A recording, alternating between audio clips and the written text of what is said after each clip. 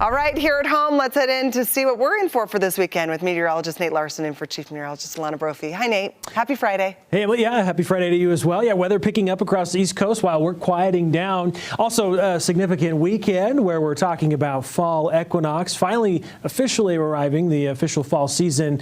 But it's maybe a little bit sad for some of us as we're losing quite a bit of daylight. We've lost a ton already since summer solstice. So sunrise and sunset today, 7:14. Sunset tonight, 7:24. Not much difference. About 2 minutes are lost, 2 minutes 40 seconds, in fact, by tomorrow. We're going to see, again, by next week, we're going to lose another almost 20 minutes, and by next month, we lose another hour and almost 20 minutes of daylight with sunsets as early as 6:37. So, of course, we just continue to lose daylight until we get to winter solstice, and that's when we start to eventually slowly gain more daylight going back towards spring. So Chris Williams capturing some of the fall colors out there today with fall kicking off this weekend across East Canyon. Beautiful conditions out there. Some of the skies still a little bit cloudy. We have moisture still in place as our storm system is brushing through mainly far northern Utah. Another vantage point showing off all those fall colors in our higher elevations. A little bit of snow still visible. This is James Peak at Powder Mountain showing off some of the snow-capped mountains. Not quite as visual now as a lot of it's melted off, but we have had a few inches of snow above about 8,500 feet with our storm system bringing in these cool temperatures. Last week on Friday, yeah, Utah Lake was buzzing, of course, with the cool air in place. Not the case this afternoon. We do have some darker clouds off over the horizon there. 60 degrees is about where we're sitting at right now across much of the Wasatch Front. Moisture amounts have been pretty impressive as well. The storm system over the last 48 hours has put down over 1.5 inches of rain up in some of our northern mountain areas. So Sardine Canyon's reporting the heaviest amounts of precipitation. South Ogden, 1.08. Tremont, over 1 inch of rain. Logan's had 0.92. Evanston, over 3/4 of an inch. Ogden Airport as well. Pleasant View, 0.68. Magna, 0.54. Rose Park, just over 1/2 of an inch. Tooele, about 0.46. The Salt Lake County Airport, not too far from that. About 0.43 of an inch, I believe, was reported in the last 48 hours. Satellite and radar showing our storm system, this counterclockwise rotation. So it's a healthy trough. It's been dissipating and weakening as it's been moving through the Pacific Northwest.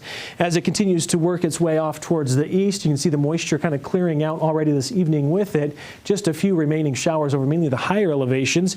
Lots of clear skies across central and southern Utah. That westerly flow will become more southwesterly as high pressure builds in over the weekend, and that will allow our temperatures to rebound.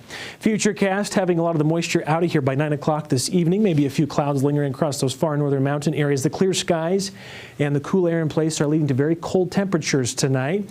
We have a freeze warning in place for our mountain valleys along northern Utah, and we have a little bit of moisture that's going to make an impact across south central Utah tomorrow afternoon and evening. Will generate a few scattered showers and possibly some thunderstorms before all areas clear out and calm down into early next week. Here's those freeze alerts that we have in place, the warnings.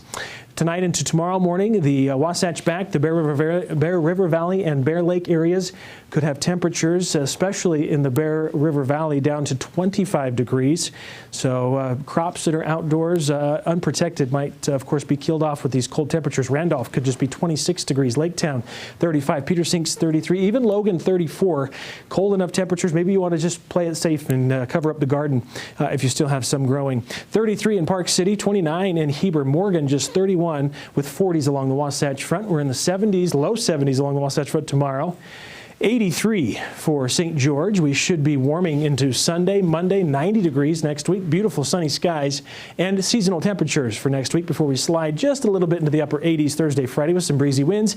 Wasatch Front mainly sunny, 71 to upper 70s on Sunday. Mid-80s Monday, mostly sunny on Tuesday. We'll have some breezy winds next week. Maybe great weather to be out maybe with those football practices. Maybe you're going to go golfing. Great weather for that. 76 on Friday, partly cloudy skies. Again, no real moisture in the next 7 days, but next weekend we could see some changes again. Emily?